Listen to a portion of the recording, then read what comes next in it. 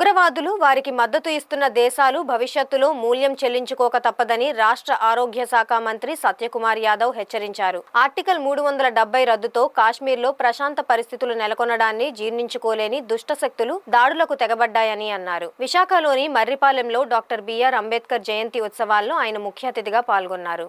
పహల్గాం ఉగ్రదాడి మన దేశంలో మత విద్వేషాలను రెచ్చగొట్టేందుకు చేసిన చర్య అని మంత్రి సత్యకుమార్ వ్యాఖ్యానించారు. అయితే భారత ప్రజలంతా ఒకటే అని నిరూపించుకోవాల్సిన సమయం వచ్చిందన్నారు. ఉగ్రవాదానికి వ్యతిరేకంగా భారత్ తీసుకునే ఎలాంటి చర్యకైనా తమ మద్దతు ఉంటుందని అగ్రదేశాలు ముందుకు రావడం ఒక మంచి పరిణామం అన్నారు. గత 13 ఏళ్లలో దేశంలో మత కల్లోలాలు లేవని, దాన్ని జీర్ణించుకోలేని ముష్కరులు దేశ ప్రజల ఐక్యతను దెబ్బతీయడానికి అమాయకులైన పర్యాటకులను పొట్టన పెట్టుకున్నారని అన్నారు. పాకిస్తాన్ ఆర్థిక వ్యవస్థ పూర్తిగా చిన్నాభిన్నం కావడం, బలూచిస్తాన్ నుంచి గొడవలు, సైన్యం నియంత్రణలో లేకపోవడం వంటి అంతర్గత సమస్యల నుంచి అక్కడి ప్రజలు దృష్టి మరల్చడం కోసం చేసిన దాడిగా ఆయన అభివర్ణించారు. మతం ఏమిటో అడిగి మరీ కాల్పులు జరిపారన్న అంశంలో వాస్తవం ఏదైనప్పటికీ దాని ఆధారంగా సోషల్ మీడియాలో మత విద్వేషాలకు తావిచ్చే పోస్టింగ్ల పట్ల ప్రజలు అప్రమత్తంగా ఉండాలన్నారు. దేశ సమగ్రతకు ఇది ముప్పుగా పరిణమించకుండా ప్రజలు విజ్ఞతతో మెలగాలని సూచించారు. ఈ సందర్భంగా వివిధ పార్టీల నుంచి బీజేపీలోకి చేరిన వారిని కండువా కప్పి ఆహ్వానించారు. అనేది పబ్లిక్ డొమైన్ లో మాట్లాడడం ఉండదు. అయితే కేంద్రం దాన్ని చాలా తీవ్రమైనగా పరిగణించింది. దాంట్లో భాగంగానే ఇప్పుడు సింధు జలాలను ఆపడం కానీ లేదా ఇతరత్ర ఆంక్షలు విధించడం కానీ మనం చూస్తున్నాం. అయితే ఖచ్చితంగా కేంద్రం సిసిఎస్ సమావేశం కూడా కేబినెట్ కమిటీ ఆన్ సెక్యూరిటీ నిర్వహించింది. కేంద్రం ఏ రకమైన నిర్ణయం తీసుకోబోతుంది అనేది భవిష్యత్తులో తెలుస్తుంది. కానీ ఇది అత్యంత పాశవికమైన అమానవీయమైన దాడి. ఈ అమాయక ప్రజల్ని, పర్యాటకుల్ని కేంద్రంగా చేసుకుని ఇవాళ ఈ అమానుష దాడికి ఉగ్రవాద ముష్కరులు పాల్పడ్డారు. వాళ్ళు ఆ శక్తులు, వ్యక్తులు, వాటిని ప్రేరేపిస్తున్న వాళ్ళు ఎవరైనా దానికి ఖచ్చితంగా మూల్యం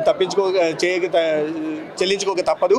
అయితే ఇవాళ దేశంలో పరిస్థితులు మెరుగవుతున్న నేపథ్యంలో కాశ్మీర్ కూడా ఆర్టికల్ 370 రద్దు అయిన తర్వాత పర్యాటకులు కేవలం దేశం నుంచి కాకుండా ప్రపంచవ్యాప్తంగా వస్తున్నారు. వీటిని దృష్టిలో పెట్టుకుని అక్కడ కాశ్మీర్లో జీవన ప్రమాణాలు పెరుగుతున్నాయి. కాబట్టి వాళ్ళ ఆర్థిక మూలాలను దెబ్బలు తీసే ఉద్దేశం ఒకటైతే, రెండోది వీటి ద్వారా దేశంలో మత విద్వేషాలు పెంచాలని కారణంగా చేసినట్టుగా మనకు కనిపిస్తూ ఉంది.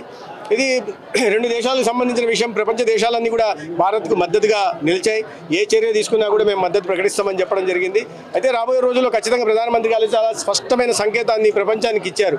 ఈ దేశం మీద దాడి జరిగితే సమైక్యత కానీ, సౌభ్రాతృత్వాన్ని కానీ, లేదా దేశ పౌరునికి ఎక్కడైనా నష్టం వాటిల్లితే దాన్ని చాలా తీవ్రంగా పరిగణిస్తాం, వారు కలలో కూడా ఊహించని విధంగా శిక్షిస్తామని ప్రధానమంత్రి గారు చెప్పిన నేపథ్యంలో ఖచ్చితంగా తీవ్రమైన ఇది ఉంటాయి. అయితే ఎందుకంటే దేశాల మధ్య సంబంధించినవి అనేక విషయాలను పరిగణలోకి తీసుకోవాల్సి ఉంది. వాటిని అన్నింటిలో పరిగణలో తీసుకున్న తర్వాత అత్యున్నత స్థానంలో సమీక్ష నిర్వహించిన తర్వాత ఖచ్చితంగా దీని మీద ఒక కఠిన చర్యలు అయితే ఉంటాయని నేను భావిస్తున్నాను. అదే మతం ఆధారంగా చేయడానికి కారణం ఏంటంటే ఇవాళ గత 11 సంవత్సరాల నుంచి మీరు చూస్తే ఎక్కడ కూడా మత విద్వేషాలు లేవు, మతపరమైన గొడవలు లేవు. అనేక రాష్ట్రాల్లో ఎప్పుడు చూసినా కూడా మత కల్లోలాలు జరిగేవి. ఈ లేని నేపథ్యంలో ఒక సౌభ్రాతృత్వ వాతావరణం, ఒక శాంతియుత వాతావరణం నెలకొన్న నేపథ్యంలో ఒక శాంతి ఉంది, పీస్ ఉంది, కమ్యూనల్ హార్మోనీ ఉంది. ఈ నేపథ్యంలో ఈ ఫ్యాబ్రిక్ని చెడగొట్టడం కోసం చేసినట్టుగా కనిపిస్తూ ఉంది ఈ రెండు మతాల మధ్య. ఎందుకంటే వాళ్ళు ఊహించింది ఏంటంటే అక్కడ మతం ప్రాతిపదికన పర్యాటకులను హతమారిస్తే తర్వాత అదే దీంట్లో ఒక ప్రతిచర్య ముస్లిం సమాజం మీద ఉంటుందని వాళ్ళు భావించారు. దానికి కారణంగానే ఈ విధంగా చేయడం జరిగింది. అయితే ఇవాళ పరిణితి చెందిన ప్రజలు ఇక్కడ ఉన్నారు. సబ్కా సాత్, సబ్కా వికాస్, సబ్కా విశ్వాస్ పేరుతో అందరినీ కలుపుకొని వెళ్తున్న ప్రభుత్వం, నాయకత్వం ఉంది. కాబట్టి వారి పప్పులు ఉడకటం లేదు. అయితే వీటి వెనకాల చాలా పెద్ద కుట్రే ఉంది.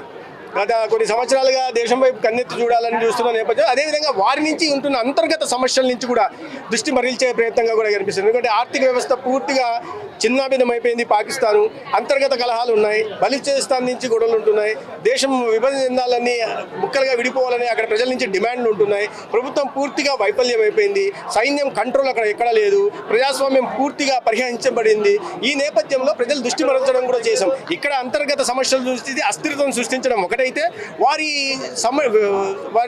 సమస్యల నుంచి ప్రజల దృష్టిని, వైఫల్యాల నుంచి ప్రజల దృష్టిని మళ్లించే దిశగా కూడా ప్రయత్నాలు.